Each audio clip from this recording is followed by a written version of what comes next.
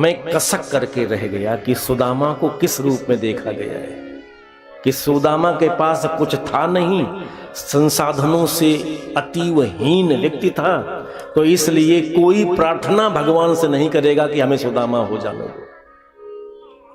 इसका मतलब हमने सुदामा के बाह्य रूप को ही देखा है।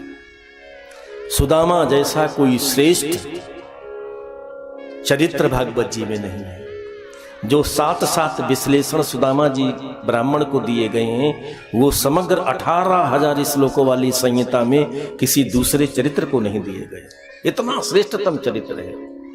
और काश हमने समीक्षा जो की है वो न्याय संगत नहीं की। अच्छा, फोटो 2 तरह के होते हैं ना, एक कैमरे का फोटो होता है, एक एक्सरे का फोटो होता है। कोई जटिल बीमारी हो और श्रेष्ठ डॉक्टर के पास जाएं तो वो क्या बोलता है कि कलर्ड एक्सरे का फोटो लेकर के आओ, यही तो कहता है। और आप कैमरे वाला फोटो लेकर के जाओ, भगा देगा कि नहीं भगा देगा? रोग से मुक्ति चाहते हो तो कैमरे का फोटो नहीं चलेगा, एक्सरे का कलर्ड फोटो चलेगा। और संसार में विवाह करना हो और अपना एक्सरे वाला फोटो दिखा दो, विवाह होगा? संसार में जरूरत है, संसार वालों की इच्छा है कि आप बाहर से कैसे लगते हो। लोग कहते हैं उनका एटीट्यूड बहुत अच्छा है, क्या सुंदर व्यक्तित्व है। व्यक्तित्व माने बाहर से आप कैसे लग रहे हैं, आपकी बॉडी कैसी है, आप चलते कैसे हैं, आप किसी से बात कैसे करते हैं, इसी से हमारे व्यक्तित्व की पहचान होती है। इसकी जरूरत संसारियों को है। भगवान के मंदिर में आपका व्यक्तित्व किसी काम का नहीं आएगा। कैसे बोलते हो, कैसे चलते हो, कैसी पर्सनालिटी है, क्या एटीट्यूड है आपका, इसका कोई अभिप्राय भगवान के क्षेत्र में नहीं है। चाहे मंदिर हो, चाहे धर्म क्षेत्र हो, चाहे सत्संग हो। परमात्मा के यहां आप बाहर से कितने अच्छे हो, इसका कोई मूल्य नहीं है। आपका हृदय कितना सुंदर है, आपका चिंतन कितना निर्मल है, आपके हृदय में धर्म के प्रति करुणा कितनी है, और आपके जीवन में व्यक्तिगत आपका त्याग कितना है।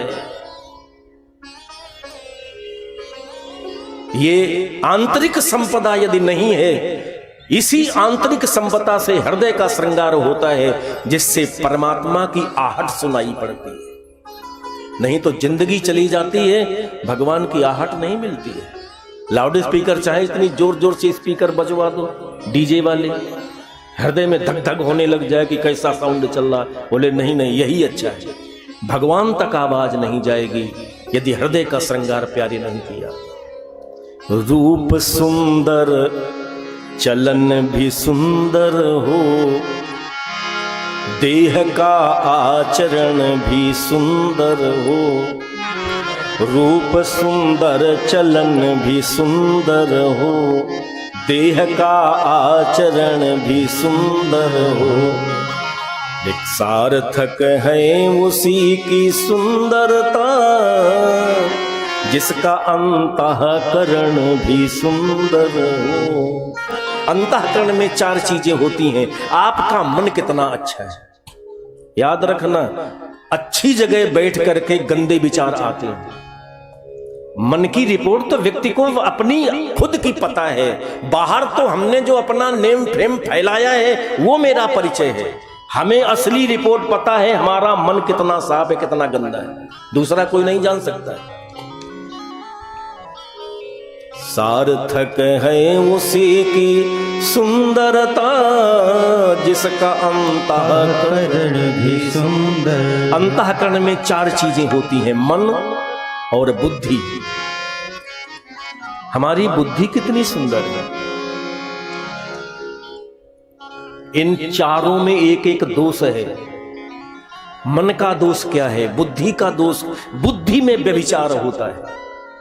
शरीर से व्यभिचार बाद में दुनिया में प्रकट होता, वो पहले तो बुद्धि में व्यभिचार पैदा होता है। जिसकी बुद्धि निर्मल नहीं है, विशुद्ध नहीं है, उसके शरीर से बहुत अच्छे काम रामे मालिक ने। अंतःकरण में पहला मन है, दूसरी बुद्धि है, तीसरा चित्त है और चौथा अहंकार है। इनकी सबकी अलग अलग व्याख्या है, इनके चारों के अलग अलग देवता हैं, इन चारों के अलग अलग नाम हैं। ये सुंदर हो जाए तो आपके द्वारा मस्तक जो झुकाया गया है भूतेश्वर मंदिर में, वो कैलाश पर बैठे हुए कण कण में व्याप्त, वायु में व्याप्त महादेव के कर्णकुहरों तक आपका निवेदन, आपका प्रणाम साहब पहुंच जाएगा। और अंतःकरण यदि गंदा है, तुम लाखों रुपया उत्सव में लुटा दो, प्रसाद भंडारा करा दो, वहां सुगंध धूप बत्ती की नहीं जाएगी। हृदय कैसा है? दो तरह के धर्म होते हैं, एक बाहर जीने वाला धर्म, जैसे पार्टी वाले, पार्टी में पहनने वाले कपड़े और होते हैं, यात्रा में चलने वाले जो कपड़े पहने जाते वो और होते हैं, ऑफिस में जो पहन करके जाते वो कपड़े और होते हैं, और ससुराल जाओ होता क्या है कि किस जगह जाना है वैसे हम वस्त्र पहन लेते हैं। तो कुछ लोग जीवन यात्रा में धर्म वस्त्रों को भी धारण कर लेते हैं। अवसर आया तो पीले पहन लिए, चंदन भी लगा लिया, मंदिर भी जाने लगे, और अवसर आया तो ये कपड़ा उतार भी दिया। कितने बार हम ये धर्म वस्त्र उतारते हैं। तो प्यारे, ये पता करना पड़ेगा कि हमने धर्म को वस्त्र की तरह पहना है कि धर्म को रस बना करके हृदय में उतार लिया है। आप कहें ये तो बड़ी कठिन बात, कठिन कुछ नहीं होता है, संकल्प में क्या दृढ़ता है आपके। कठिन था बच्चे को MBBS बनाना, कठिन था उसको PhD कराना, कठिन था उसको IAS बनाना, आपने सारी ताकत झोंक दी, संकल्प में दृढ़ता थी, आपने जो मनोरथ संसार में बच्चों के लिए किया, अपने लिए किया, वो परिणाम पा भी लिया। तो संसार के लिए संकल्प में दृढ़ता है, और भगवान के लिए बोले जब भगवान चाहेगा तब हो जाएगा।